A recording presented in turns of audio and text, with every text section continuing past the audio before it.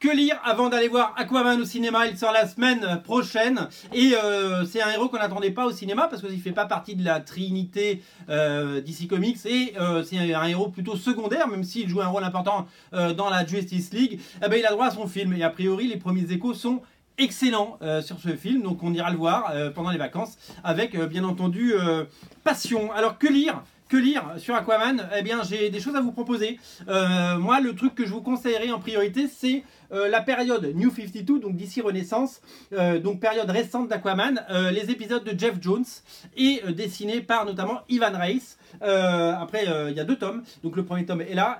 Ce sont les intégrales, c'est-à-dire que vous avez beaucoup de pages pour seulement 28 €. Et donc, vous avez l'équivalent de 3 bouquins à 15 balles.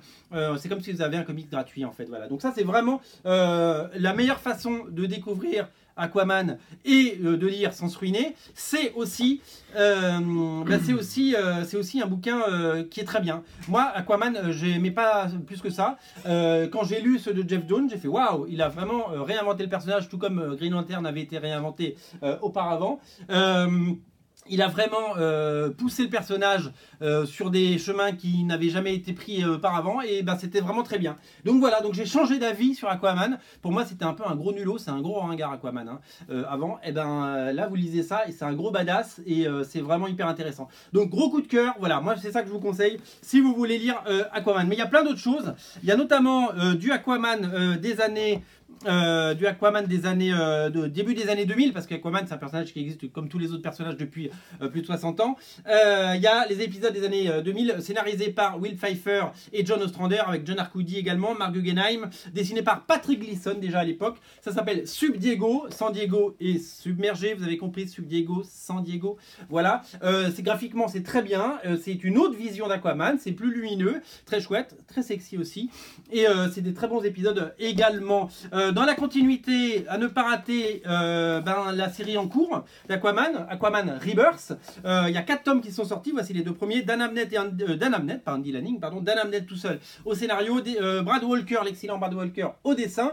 Une version très fraîche et très moderne, c'est les épisodes les plus récents.